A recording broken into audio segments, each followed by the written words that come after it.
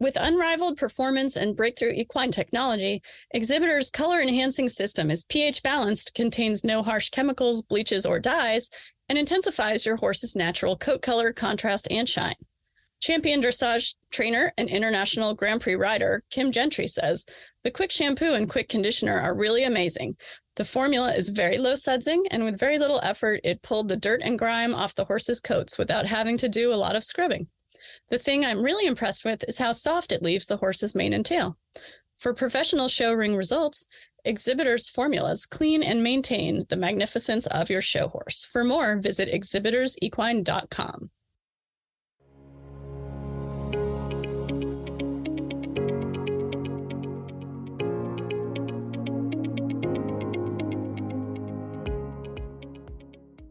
Raquel, Happy New Year. I'm so excited that you're back to Barn Banter, and so much we need to catch up on. It's so good to see you.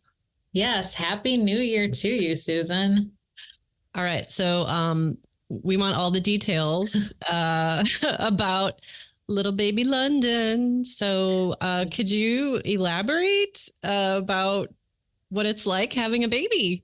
I mean, maybe not the process of having the baby, that might be TMI, but, now having a baby in your world. Yeah, definitely. I mean, it's amazing. Challenging. I'm a little sleep deprived, but I have to say, as much as everyone warned me about the lack of sleep, I have found that I have a really good sleeper. And I know that can change as babies and all things are constantly evolving. But I've gotten some 9-hour stretches of sleep where she has slept for 9 hours, and that's pretty impressive for like a 2-month-old baby. Oh, wow. Excellent. Yeah. And I am curious to know what Fira, your pony, and the chickens and Mango, what they think of their little human sibling. Yeah. So everyone's doing really good with her. Mango was such a sweetie when we brought her home. She was just wagging her tail, and she's kind of just, she's very aware of her. And I think in the beginning, she was not used to the crying or the screaming, because that definitely happened a lot. And Mango would just kind of look at us like, you need to fix that. Like, I don't know what's happening. But then sometimes she's sweet, because if London is crying and she's in her bassinet, then Mango will go and walk over to the bassinet and start wagging her tail and be like, like, come on, like someone needs to do something to help her. So Aww. It's really sweet. And then Fira has definitely, just sniffed her head and stuff like that. And, London's at that age where she's starting to become more aware of things in her surroundings. So she doesn't quite realize that she has a dog and a horse, but she's kind of looked at them a little bit. So it's cute. Oh, that's so cute. And can you sense a little bit of like what her personality is like? Oh, man. I think she's very tough. She's a tough girl, I feel like, because I think she gets that from me. But as far as all of her movements and stuff, like she's already really like holding up her neck and doing a lot of stuff. And when we've had her pediatrician appointments, the doctors have said that she's advanced in her movements. So I feel like she's a tough girl and going to be, I feel like she's going to be difficult because she's up for challenges. Or she'll be an amazing athlete. That's what my first thought when you said advanced in her movements. You mean like her body awareness and ability and aesthetic? Just in neck strength. And actually, she's already rolled over. And again, that's something that generally doesn't happen until a little bit like 3 or 4 months. So there's a lot of stuff that, she's really like strong and starting to move. And I'm like, oh my gosh, when are you going to start crawling or walking? Probably months before you're supposed to. Well, you know what this means? That she'll get in the saddle earlier. I mean, she's already been in the saddle because you were riding into your pregnancy.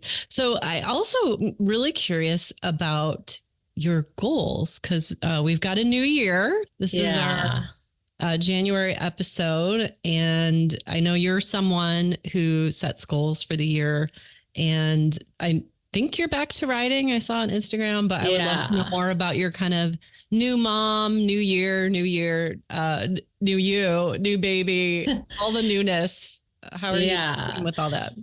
So it's definitely been a challenge, because I've basically learned that, my time is her time. Mm. So when it comes to just doing things and how I operate and how I move, you know, dictation is my friend when it comes to emails and stuff like that, because she can just be snuggling with me on the couch and I can just be, chatting off emails and stuff like that. And we just kind of, no 2 days are the same with a newborn. There's no schedule yet. So it's just kind of a free for all for stuff. So I guess when it comes to my goals, I want to just be able to maintain the work that I am doing. I'm very lucky that I work from home and that I've created a job that allows me to work from home. So I do feel like I can still be a mom, still be dedicated to my career, and still go riding. I've kind of told my husband, I said, you can do it all, but you just can't do it all every day. Um, and he also works from home, which is nice. So sometimes he can take London for me so I can go off for a ride. And I think that's key. You just need personal time for 1 or even 2 hours every day, just time to myself. And so that's been very helpful for just sanity and stuff like that. So Cool. Well, Raquel, I know what you do for work. But we might have some new listeners trying out different yeah. podcasts this year. So maybe you want to tell us a little bit about what you do and the Yeah. job that you So created for yourself. Yeah, so I have two blogs. One's called Stable Style and one's called Horses and Heels. And these days I'm mostly focused on Stable Style, which features really cool barn tours all around the world. And I also have a candle line of equestrian candles, that are just really fun themed. They're called Tack Room, Lux Barn. They're all kind of little high end, equestrian candle for anyone of any discipline. So when I'm not on the computer, I'm usually packing up orders and stuff like that. And that's when having a baby becomes a little more challenging, because I've definitely packed up orders with her just kind of strapped to my chest. Um, Wow. yeah, so that's kind of me. And then I think I just want to, continue to ride. And, obviously I've gotten back in the saddle and it's been feeling great. Because I actually had an emergency C-section. I won't get into those details, but We'll save that for a future episode. but as far as the bounce back with riding it's been really great for me, because, it's a very different process. So in some ways it has been a little bit easier, but obviously the recovery is very difficult on that, which I wasn't expecting. So that's me. But what about you? How is Knight doing? And I keep seeing him on Instagram and he's covered in mud and living his best life. He is. The other day, and I'm sorry I didn't get a picture of it. The other day, he set a record for the muddiest I've ever seen him. We've had a very mild winter here in Chicagoland. And Raquel, I think I could have started a garden on him. I'm not kidding, because the mud was so thick and there were like all these pieces of dead grass in it. I felt like there was a garden about to sprout from him. So yeah, riding wise, he's been great. I've had some really good lessons. And our guest for the show, Dr. Paige, who is my veterinarian. Well, she's Knight's veterinarian. I always think there was a Seinfeld episode where Kramer decided he was going to only go to veterinarians for his own health care. So when I say that, I kind of had this little flashback to this old show. But anyway, yeah. So my trainer said he's looking the best she's seen him. And so for listeners who are not aware of my horse Knight, he's lovely. He's off-track thoroughbred. And he has kissing spine that if you look at it, the radiographs, it looks pretty bad, but I've been told ride the horse, not the x-rays. So he is getting all the treatments and all the things. And we just are having a blast. I'm learning how to be a dressage rider. So that's really Ooh, fun. yeah. And then in my work, I am going to be releasing this year in 2024 a young reader version of my latest book, Marguerite, Misty, and Me. That's So exciting. I'm excited because, you know, my background is teaching, and I had a chance to speak at the Chincoteague Elementary School last fall, and it was awesome. And I was so honored that they invited me there. But I thought, oh, the book, I can't really, you know, leave it with them, because it's not that it's just, you know, I wrote at a more sophisticated adult level, and it's longer, and it just needed some paring down and help. So I'm excited for that, because I really do want to kind of keep Marguerite's legacy going. And also my background as a history teacher, you know, there's a push for teaching kids to read nonfiction. And I mean, they love the Harry Potter, they love the fiction, the fantasy, and all of that. But I would love to, I'm going to manifest this. I would love to start going into schools and talk about how history is not boring. And because I did a lot of very detailed historical research to uncover who Marguerite Henry, the author of Misty of Chincoteague, was, and just, you know, connect that she has a very empowering message, because she really went after things she was interested in, especially in a time era like in the 20s and 30s and 40s and 50s, when women weren't necessarily encouraged to do those things.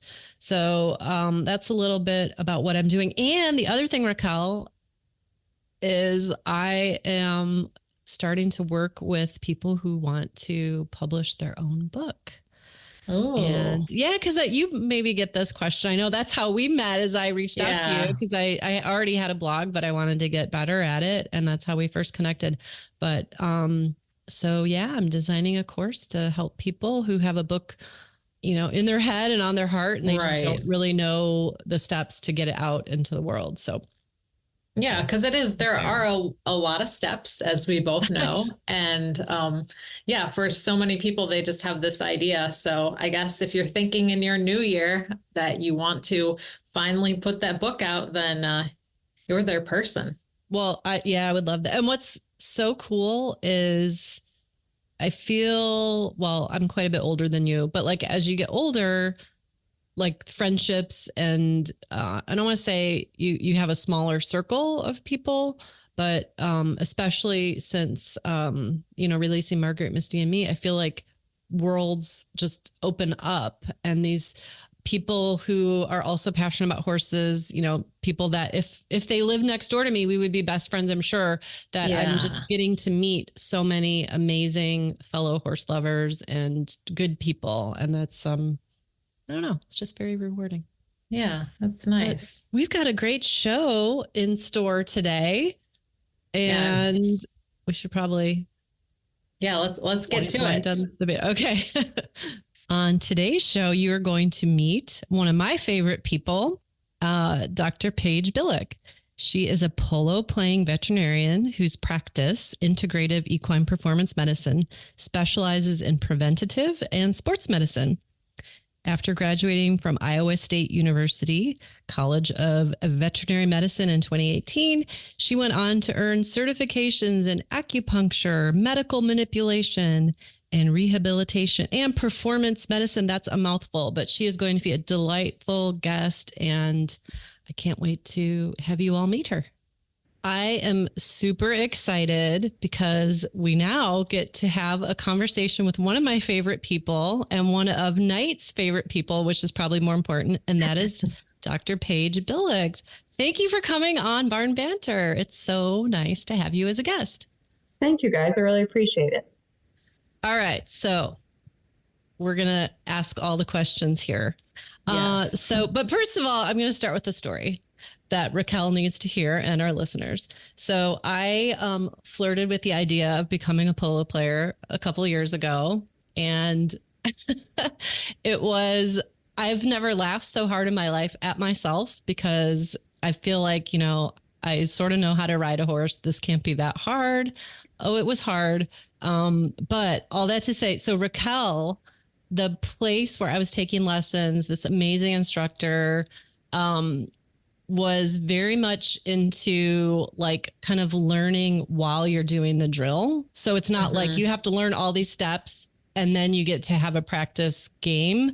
It's like you kind of know what you're doing and then just try in a practice game.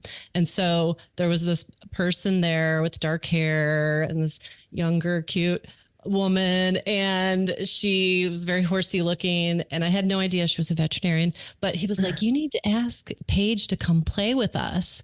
And I'm like, oh my gosh, she's like this amazing polo player. I am such a dork on horseback. Like I can't ask her. So I was like, you should come play with us. And so I think, were we on the same team? I think we were. We were on the team. Yeah, you're way overselling my skill set in general, but like I had just got my first polo horse, and like that was one of the first like little scrimmages I played with her. So you did great. Oh my gosh. So I was there at the beginning of this amazing career of polo, well, air quote career, because your real career is in the field of veterinary medicine. But yeah, you were really there when cool. it all started. Wow, that's cool. Okay, but I want to go way back. So could you please tell our listeners a little bit about your first horse and maybe enlighten us on your horsey background? Okay, so I was one of those girls that said like to my parents, I want a horse. I want to ride horses. And I think they were pretty sure I for sure wasn't going to stick with it. So my dad took me trail riding in Lake Geneva. Like that was how he knew how to introduce me to horses. Like there was no let's find a lesson barn. There was, I hear there's trail riding in Lake Geneva. So we went up to this barn, started trail riding, and my dad and I went trail riding. I was probably 6, maybe. Could be younger. And we went trail riding every other weekend in Lake Geneva for years until like my parents were sure I was going to stick with it. And then my first horse is Candy, a black Tennessee walking horse. And we bought her from the trail riding place. So she's a trail horse, not, you know, she is a Tennessee walking horse, but she doesn't high step or anything like that. She's just kind of a horse. And I started riding her like here locally in an arena, which she hated.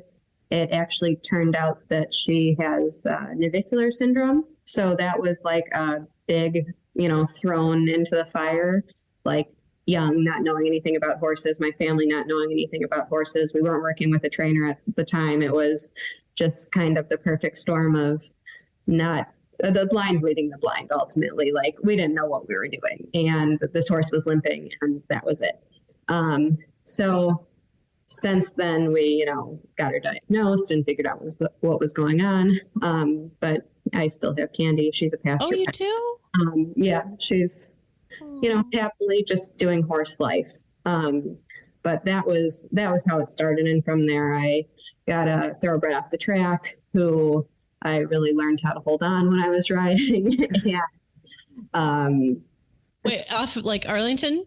Yeah, like back in those days. And how old were you when you got a thoroughbred off the track? I know that I had her in 6th grade. I don't know. You were a 6th grader with an off-track thoroughbred? Yeah, it was.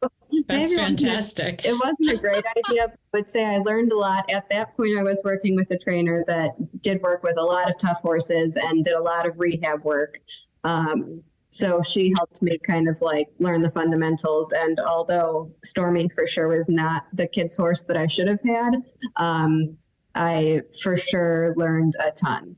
Like I learned how to stay on, and through meeting that trainer, learned about a lot about rehab and tough horses and all that stuff. So it all worked out the way it needed to, but it was a little bit of a bumpy start in some moments. Yeah, your seat is much better now because of that horse, right? Yes, for sure. I'm still reeling from the 6th grade. Because I was feeling, so my first horse I got when I was 14, and he was this, again, the perfect storm, 3-year-old green quarter horse gelding. It was like, well, I went to summer camp and took horsemanship, and I went on trail rides like you did, not in Lake Geneva, but I also read all the books. Yeah, that's about all riding. Yeah, so there. Oh my gosh, that is hilarious. Okay, so can you take us back to the moment when you knew that you wanted to be a veterinarian? So we can actually thank Stormy for that one, the thoroughbred. She one day we got this great idea that I wanted to know how tall she was. So we got out a hand stick and went to measure her. She was standing on crossed eyes at the lowest part of the ceiling in the barn and had a saddle on. So obviously this is the exact right time to do this, but you know, who knew? So we walk up to her with the hand stick and she rears straight up, sticks her head through the ceiling, and falls over backwards on the saddle. And I was like, huh. And my dad was probably like, this was a bad idea. Bring back Candy. We'll figure out what to do with her. But so there's Stormy on the ground laying, there's a hole in the ceiling. And, you know, she got up, she shook it off. I don't want to laugh because sounds traumatic, but the way you're telling it, it's kind of amazing. Yeah, it's one of those things that you look back on and you're like, wow. Horses, people, again. Did she need stitches from this incident? She actually didn't. So, like, I think we were pretty sure she was going to be, like, maybe not with us anymore, like, as it was happening. And she just kind of, like, scrambled up, and we took the saddle off, and she was, like, pretty sore in her back, but otherwise seemingly fine. But that led us to call out the vet that was also did chiropractic, and I watched her work for the first time and talked to her, and that was when I knew that this was the specific path that I wanted to be on. You know, I had kind of always toyed with, oh, maybe I want to be a vet, maybe I want to work with horses, but that interaction with her and seeing how she worked with Stormy and seeing the change that happened over a very short period of time after that injury drove me to want to do this. Okay, so were you in 7th grade at this time, or? Probably more or less. This has been the goal for as long as I remember. Wow. And do you have any other medical veterinary people in your family? Not veterinary. My mom is a nurse, although she's been in administration for as long as I remember. Okay, cool. So you set the goal. We're trying to weave a theme of goal setting since this is the January episode.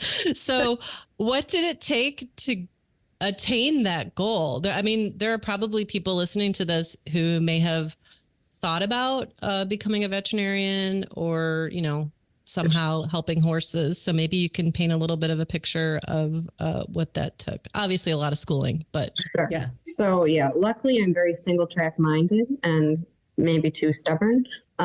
So kind of once I made that decision, in high school, you have to get decent enough grades and have some extracurriculars. And even in high school, I was shadowing the vet that did the acupuncture and the chiropractic and another like a general practice vet in the area. And because why not a cattle vet and a small animal vet? And so in kind of the final years of high school, I really was seeing what I could see as far as what the industry was. I went to school at Iowa State and, you know, in undergrad, they're looking for a lot of diversity and an idea that you know what the field is. So I continued to shadow vets and different animal chiropractors and dentists and anything that had to do with the field of veterinary medicine or horse care or whatever, I was doing it. And also, I think I was the secretary of the Iowa State Mountaineering and Climbing Club. Like they want you to have a diverse background, but I took animal science classes, which you don't have to. I was a teaching assistant quite a bit. So that was kind of the undergrad stuff. After undergrad, during undergrad, I applied to vet school. I got in at Iowa State, and there kind of your first year is kind of everything that's normal. The second year is everything that's abnormal. The third year, you're kind of putting it together. And the fourth year, you're actually working in the hospital on animals under the direction of clinicians. Most of what you have to practice is actually small animals. So From there, like every elective class that I took or every elective rotation was about horses, and every rotation that I had that I didn't have my own emergency duty, I called the on-call equine vets and told them to call me and pick me up anytime they had an emergency. So I spent a lot of time with them, hung out in the farrier shop at school.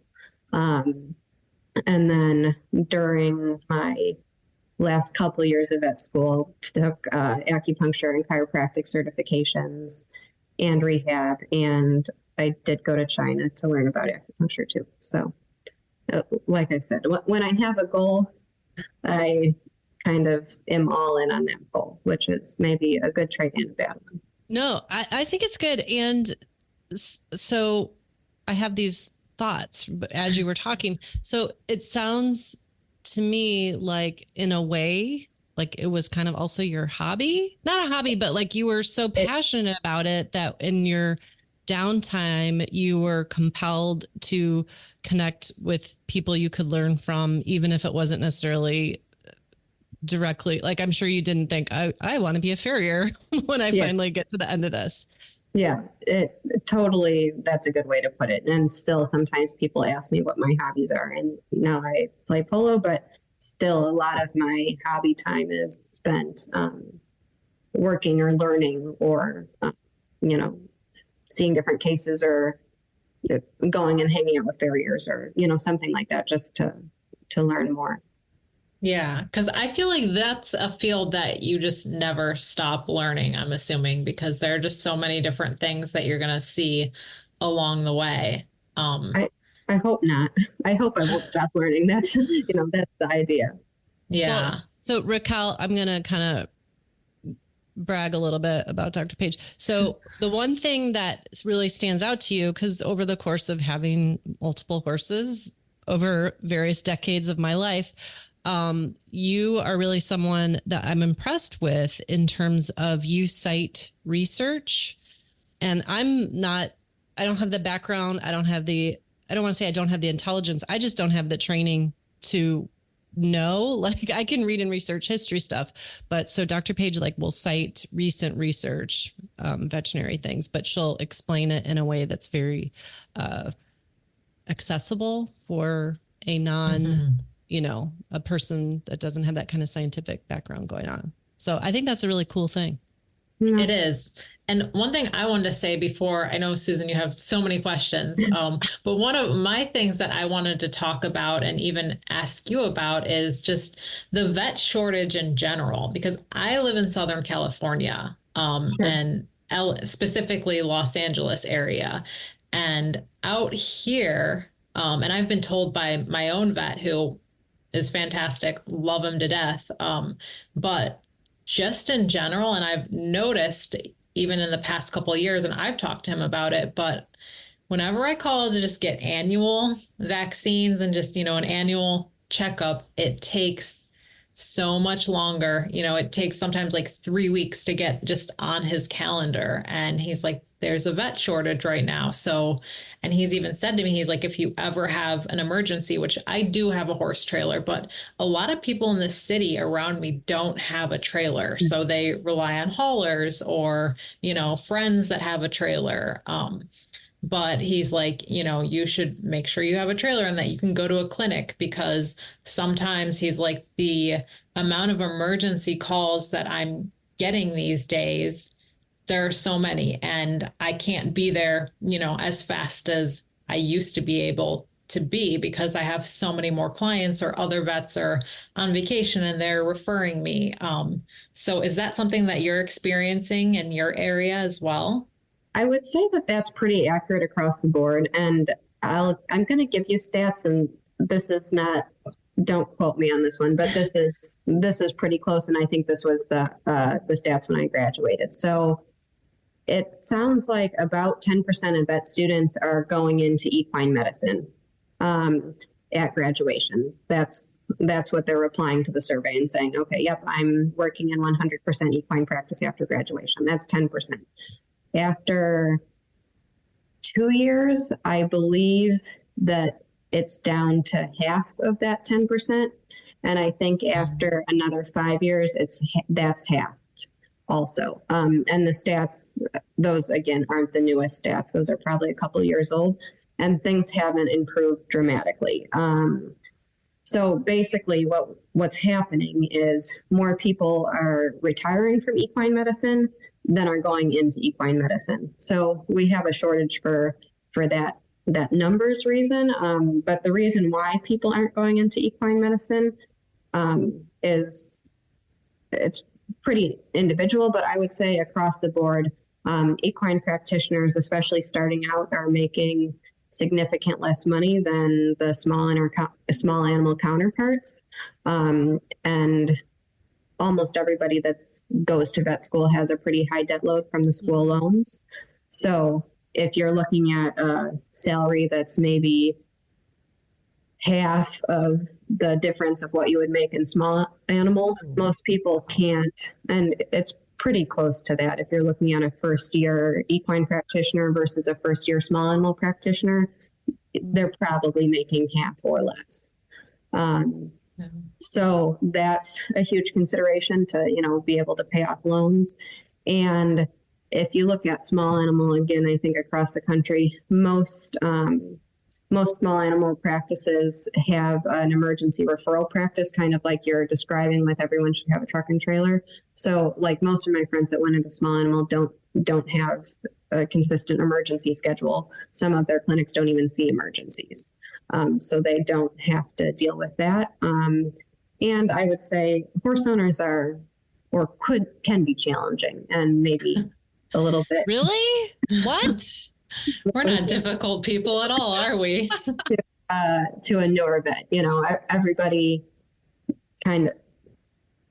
everybody has an impression of how your horse vet should look and what they should do. And I think that that's a little bit harder. And in equine practice, it's very common to have to do a 1-year internship at a hospital to kind of learn the ropes and feel confident, because like I said, most of vet school, you're focused on small animal. And then, so you're pretty prepared to go into small animal medicine and feel like you're pretty competent. But a lot of people don't feel that for equine medicine. And, those internships are really great learning opportunities. But again, now if you're doing an internship, you're probably paid a quarter of what your small animal colleague is paid. And you're probably on call almost every day. And so it's easy to kind of burn out that way. So those are kind of some of the reasons that there's not as many equine practitioners, although some of our organizations are, setting committees and trying to figure out how to solve the problem. We just haven't solved it yet. So that's very sobering to hear that. And I'm just curious, if there is someone listening, would you have encouragement for someone whose goal, a younger version of you, who they just love horses and they want to help them and they like science and they're not, afraid of hard work? What encouragement would you have for someone? So for me, it's been a great career path. I truly don't think it would work for everybody. But I think, get as much industry experience as you can. Like, know what the life is, know if it's, compatible with your goals, and your, kind of your vision for your life. If you want to work in equine practice and want to work 20 hours a week, it's going to be hard to find that job. Although, again, things are changing and more of those jobs exist, but know what you're getting into. And if you know what you're getting into and it's what you love, then push forward and don't be discouraged. I mean, there were plenty of people and professors in equine practice that were saying, don't go into equine medicine when I was in vet school, for all the reasons I listed. So if you know it's what you want to do and you have a realistic view of what the career path is, then I say push forward. And to those people, I would say kind of develop as much as you develop a broad understanding, but try to develop some particular interest, because I would say that's what helped me as a young practitioner. I was doing medical manipulation. I was doing acupuncture. And that was something I was really confident in, and a way for me to meet clients and them to meet me. And I would say that kind of set me up for this success that I'm having now. Yeah. So, and if you could tell us a little bit more about your practice, because you're not the traditional, I don't want to say you're not a traditional vet, but like, I don't call you if Knight needs stitches or whatever. It's you do kind of a different thing. And maybe you can tell us also about, prehab, medical manipulation versus chiropractic and the types of treatments that you do and stuff. Sure. So my practice is called Integrative Equine Performance Medicine. And the integrative, essentially, I'm trying to let clients know that my idea is not only traditional, it's not only holistic, it's not only Chinese medicine, it's not only Western medicine. It's a blend of what's best out there for each horse. So my practice is centered on sports and performance medicine, but looking more like beyond the legs. I do a lot of joint injections, but I'm also looking at compensation patterns and saying, maybe why did this horse injure itself here? Is it because of how it's moving? Is it something to do with its shoes?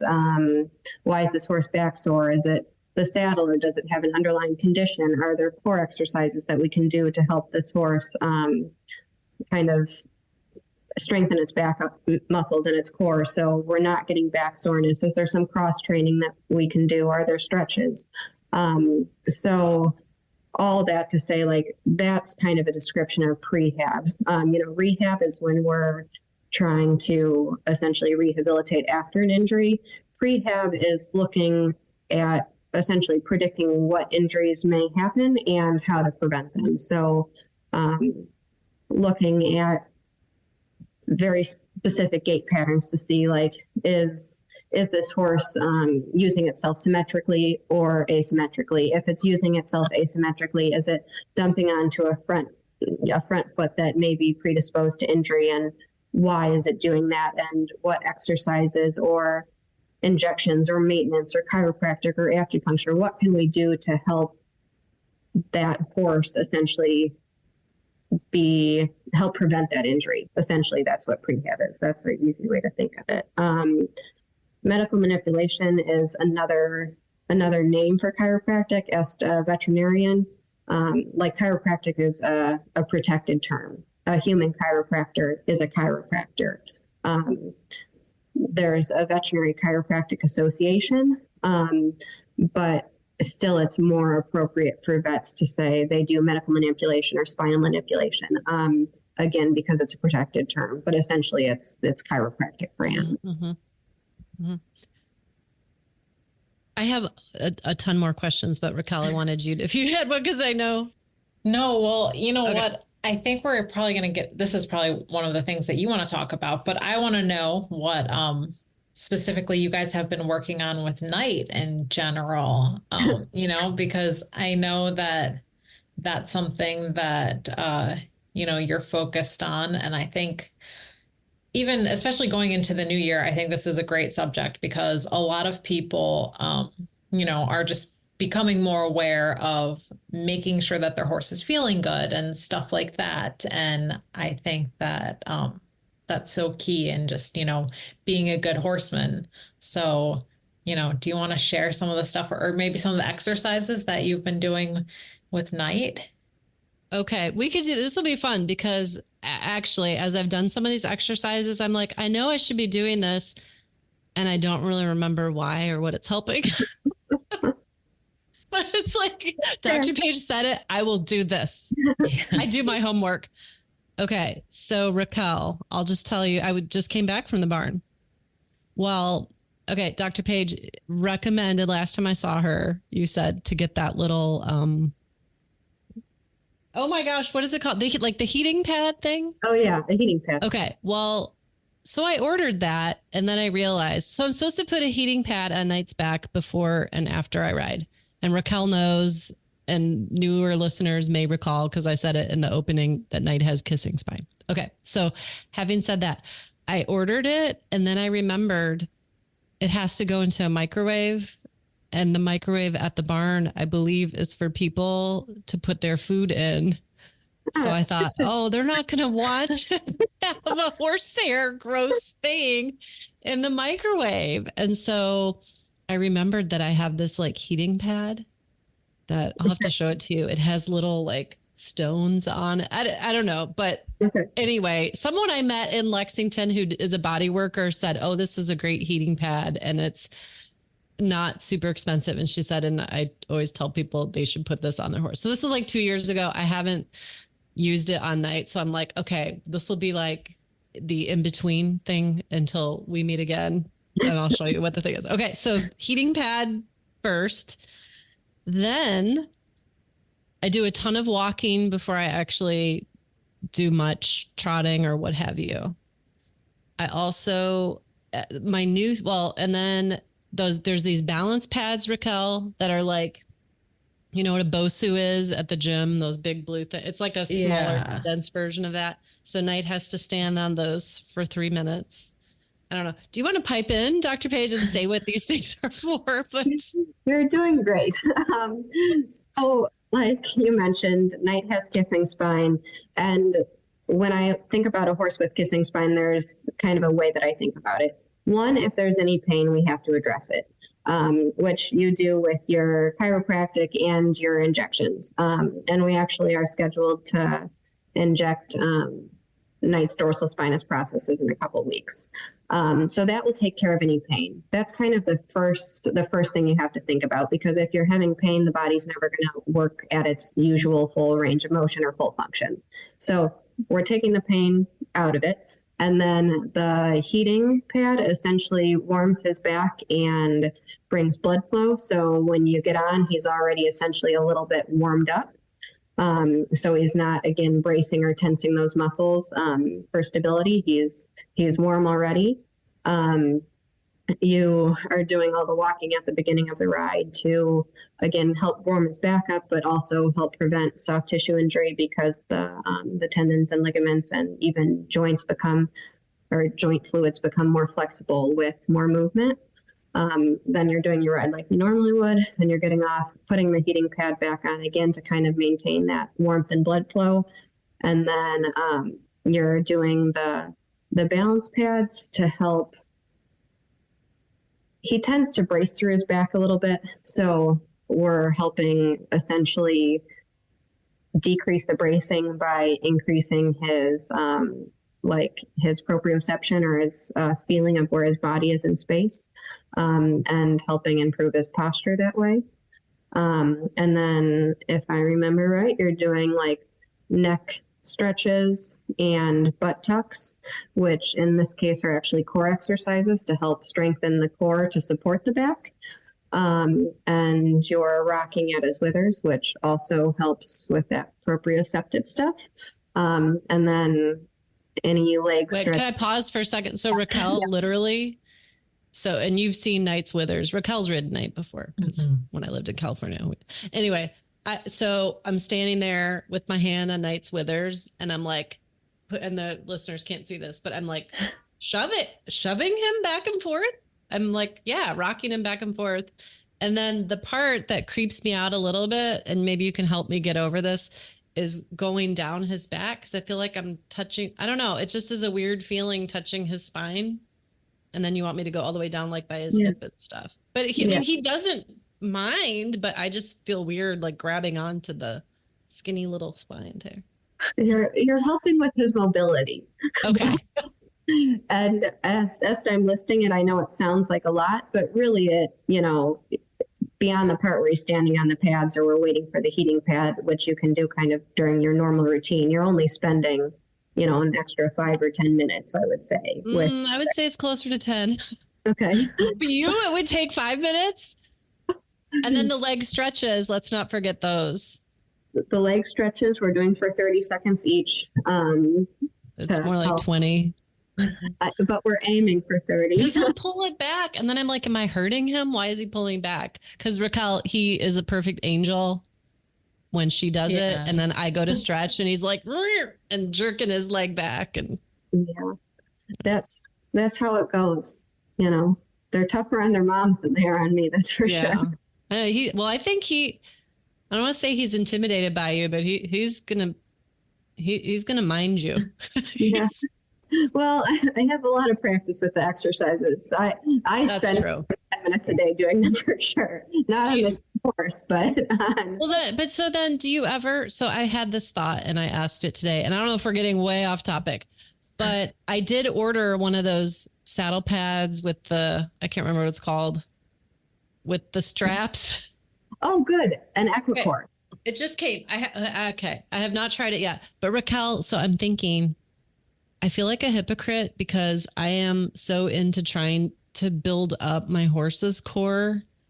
And what am I doing for my own freaking core? So like, well, hopefully when you're riding, you are working on your core, and that's when you're supposed to be, you know. I know. I do go to the holding gym. that stomach in, and that's. I know. And I'm not a gym rat, but I mean, it's like, okay, if I'm making him do these things, I should be doing exercises. But when you do the stretches, it's like you're having to be stable and like you're engaging your core, you're bending your legs, you're protecting your back, like you're doing it. Oh, I might. Okay. So this is funny too.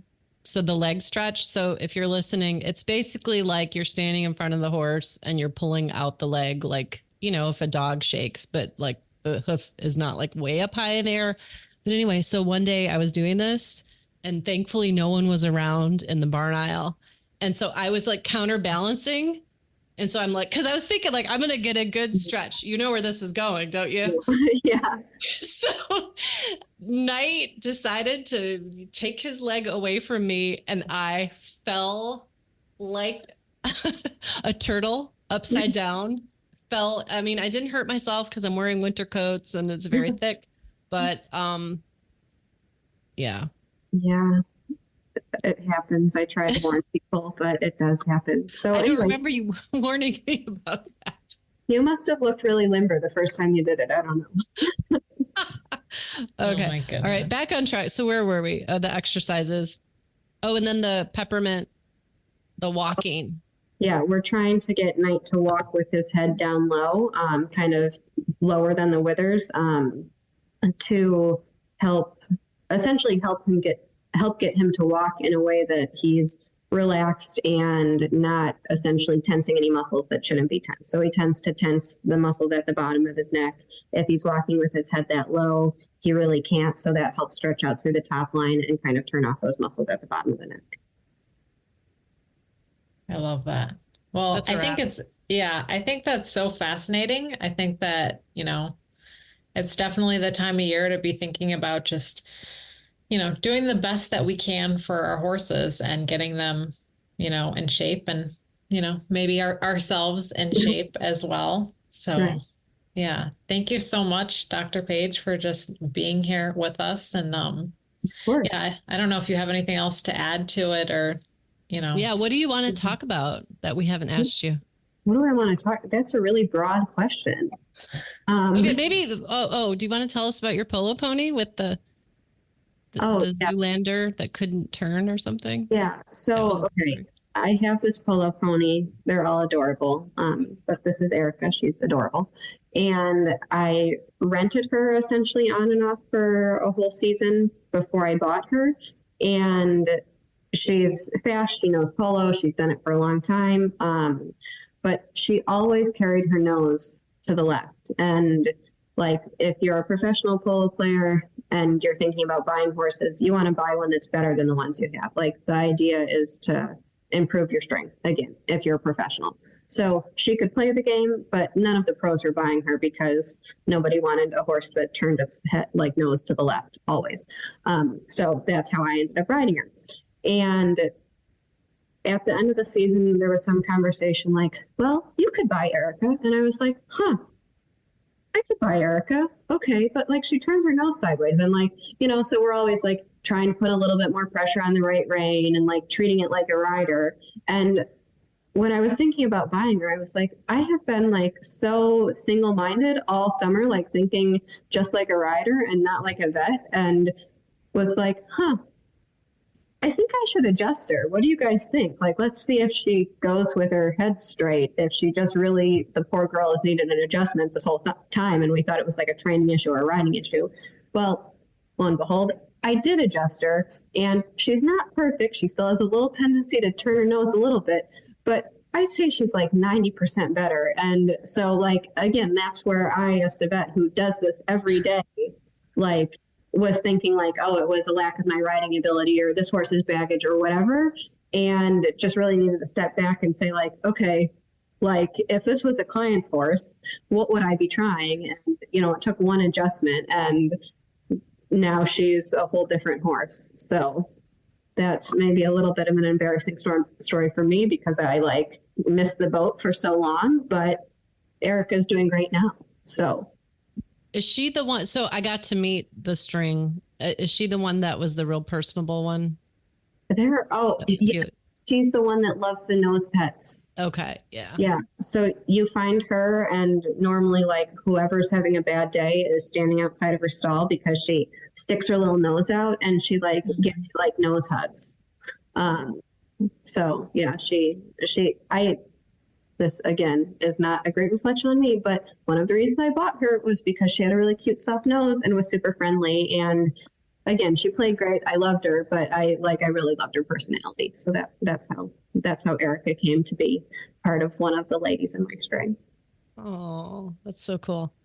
Well, I feel like we'll have to have you back on the show because you're super fun to talk to and I always learn something. And Raquel, did you have any final questions? I think that's it. I think the moral of this is, you know, if there's something that you want to work on with your horse and maybe it's, you know, you're thinking like a rider and you're thinking the horse isn't quite doing what I want it to do. I think that, you know, maybe it's an adjustment or, you know, maybe there's a deeper issue than just the horse. Yeah. And that's the reason, you know, like I always advocate for everyone to have a strong team. So a good vet that you can call and bounce things off of, a good farrier that you can have a dialogue with, a trainer that can watch and see from the ground and help because again, there's so many facets and like you're saying, like it could be one of a million things. And sometimes you just need to take a step back or get a different perspective to see what's going on. Yeah.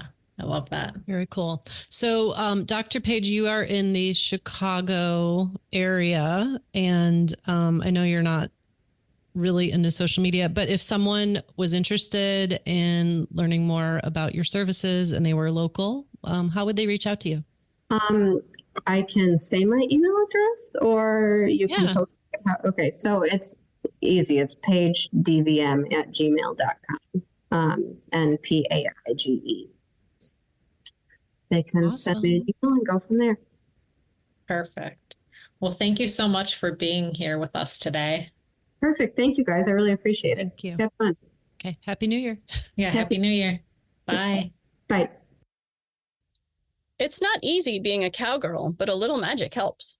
No matter if she's a horse trainer, photographer, mother, executive, or athlete, Cowgirl Magic Hand Cream is here to add a hint of the luxurious life to any active, hardworking lifestyle. The new Cowgirl Magic Ultra Hydrating Cream is rejuvenating and clean, complemented by a light, soothing fragrance. Formulated with a blend of coconut, apricot, avocado, sesame, and olive oil, this age-defying formula works hard to deeply hydrate, restore, and fight the appearance of wrinkles as it absorbs quickly, with no residue or greasy feel. Learn more at cowboymagic.com. Banter with us. We want to hear from you. Share your topic ideas with us. You can find me on Facebook or Instagram at Saddle Seeks Horse and Raquel at Horses and Heels with the little underscore. Don't be shy. Show us some barn banter love by leaving a review, and you can tell all your friends too. The ASPCA's Right Horse program brings us this month's adoptable horse, S.H. Admiral Blacklaw, a sweet American saddlebred from Eminence, Kentucky. Today we are chatting with Jennifer Haig, the president and founder of the American Saddlebred Legacy Foundation. Hi, Jen. Thanks so much for joining us. Hi. So tell us about S.H. Admiral Blacklaw. And Susan and I were just talking because we were wondering, does he have a nickname or a barn name that he has?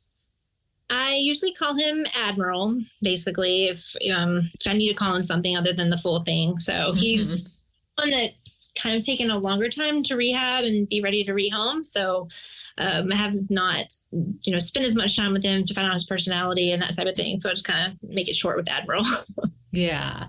Well, tell us a little bit about his backstory because he's only 6 years old. So that's pretty young to already be in a rescue. So do you know, what happened with him or kind of what he's been through? Yeah, sure. So our kind of mission and focus is to do what we call repurpose. That means we intercede for these horses before they need costly rescue and rehab. So through our networking, and we're very relationship focused as well. So one of the local Amish families actually reached out to me about another horse, and I went to see that horse. And when I went to the farm, they had 7 more. And they said, wow. as we started talking and everything, like, oh, let me show you this one. Let me show you this one.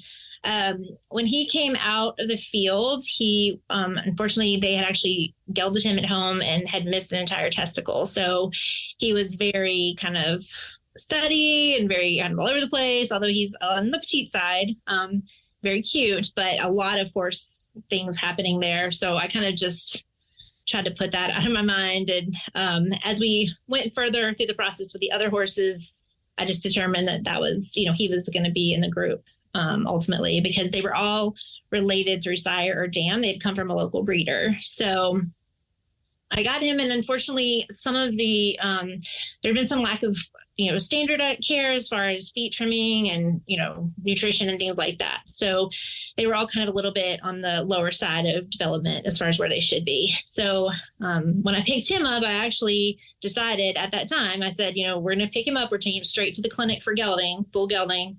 Mm-hmm. Good move. Yeah. I'm not set up to take studs at my farm, and I already have bad luck with picking up mares that end up pregnant all the time anyways. So I didn't want any accidents or anything. And depending how that went, I was going to make, the next step decisions on things. So from the farm, I actually took him directly to the clinic for gelding. Got it. And how long have you had him? I was just thinking about this morning when I was looking out there. We've had him a good while. I mean, we're going on 2 years. The gelding experience, he was a superstar at the clinic. He was it was an easy process. We didn't have to go with major surgery or anything. We did do it at the clinic just to make sure, we needed to control anything. He was able to come home and do, really fast. He healed quickly. He didn't have any extra swelling or problems. So as we took those forward steps and he kept doing things well, we just kept moving forward with the process. The biggest struggle I've had in those years has been just really getting him to maintain a healthy weight. And we've done blood work, teeth, everything. And to some extent, that just feels like there might have just been some long-term damage, and unfortunately that happens with either a young horse or, as horses that have a prolonged lack of good nutrition and things. So that's kind of what our uphill battle has been so far. Right. And if I could insert just real quick. So what type, if you got him, I assume at the age of 4, what kind of things can he do, or do you know much about like his past training? Yeah. So they, as I said, they were an Amish family, but they had not driven him because he was such on the petite side. I guess they felt like that wasn't appropriate. Some of the barns will start them as young horses, whether it's long lines or some light, driving or riding work. But to my knowledge, he really hasn't had a whole lot of training based on my experience. But the super awesome thing about him is his temperament. And he is so easy to be around. We had to do correct on his feet for many, many weeks and months. And having never even been in that experience where we had to do lots of work and lots of patience and standing and everything, you could tell he was nervous about it, but he did everything I asked. I mean, everything you ask of this horse, he's just been a superstar sweetheart about that. So I don't feel like that now that he's ready to start, a job, I don't think it would be hard to get there. That's great. And who do you think, based on what you've told us so far, I'm guessing someone with a little more experience would be a good fit because you want to make sure that it's a horse person that knows, how to keep up his nutrition and how to handle him and stuff like that. So you're thinking more of an advanced person to adopt him? I think so. It's kind of special. He's had this relationship with this younger boy that comes from Ohio to see him. He fell in love with him because of his name. So there's like a little bit of a tie to the military style ishness of his name. And he's come several times. He puts, he saves his money. He does projects to make money. He makes little saddle racks and things to sell, to make money, to support this horse. It's been really sweet. So honestly, the first time he came down, he was 4, as this is a young horse. This is an unstarted horse. We have to be mindful of those things. But the two of them have just created this little symbiotic relationship. It's been amazing to watch. He can lunge him, he can lead him, he can get him out of the field. So I would say, while I would prefer to have someone that has some experience, that as long as there's even someone with some other, experience or guidance close by, that this is a very sweet horse that's not going to be, dangerous or a handful based on his age or anything like that. Like sometimes you see. Right. He could be a horse that someone might want to just build that companionship with, or, potentially work with a trainer to get started, and then easily an amateur horse, though, long term. That's amazing. I love that he has a fan already. Oh, that's so sweet. Yeah, I'll have to I can get you some pictures and stuff, but he's come several times and was recently raised money and bought us wormers and sent, little Christmas gifts and treats and things like that. Oh, that's so sweet. No. Well, okay. All I can think is that he needs to go home with that boy because it sounds like they like each other. Yeah. So unfortunately, there were some health things that popped up for the family. Oh, okay. And so financially and timing wise, it wasn't right. And then just trying to figure out, as the boy grows, obviously, the horse is going to stay small, and what does that look like? And so I was really glad that they actually thought that much of the horse and, the relationship to think like that, because he probably would have outgrown him pretty quickly. He's, on the younger side of being a teen, but as those teen years hit and he up there. So prospective adopters need to know that he has a fan that would probably like to stay in touch, whether via letter or social media. Yeah, he is the most polite, wonderful, charming child I've ever been around. And yeah, I'm sure he would love to keep up with him and know where he ends up, which we typically do with most all of our, adopters and horses anyways. No, that's so sweet. Well, tell us, for anyone who wants to go ahead and adopt him, where can they find him, and how do they contact you? So his profile is listed on myridehorse.org. We also have our webpage, which is saddlebred, and that's BRED, legacy.com. And that page links back to My Ride Horse. We also have a pretty active Facebook page that we tie in profiles to and do highlights for horses. And we try to be fairly low barrier and relationship based. So while we do have an actual application and we have a process, a lot of it is just communication with us and, potentially meeting him and that kind of thing. So I would just encourage anyone interested to reach out through one of those channels, or my email is jennifer@saddlebredlegacy.com. That's amazing. Yeah. It sounds like, I like the approach of, your foundation, how even just telling us about the little boy that you were, willing to let someone spend time with the horses. And that's kind of how you actually see if they're a good fit or not. And I think that that's something a lot of rescues or foundations really could, benefit from doing. Learn from. Yes, yeah, absolutely. Yeah, especially when kids are involved, we always try to have some type of actual in-person, interactions that happen. But we encourage people to come because that's how I think we've been most successful with our placements, is just doing all that work on the front end to make sure that everyone knows what the expectations are, and mostly of themselves. We have a lot of people that come and they see and they want that one, but that's not necessarily what they need. So we have to kind of work through some of that stuff. But yeah, I'm excited for him. And we have his brother and his sister still too. The sister is a little further behind, but both of the brothers are really ready to start doing something. That's wonderful. So if anyone is looking for a saddlebred, then, or 2 or 3, or a family, they can, we'll send them your way. But thank you so much for being here today with us and chatting. And we really hope that he finds his right human. New year, new home. Yeah, yes, for sure. Thanks so much. Horse Illustrated can be found at horseillustrated.com. For special discounts on Horse Illustrated and Young Rider, Just for podcast listeners, visit horseillustrated.com/barnbanter.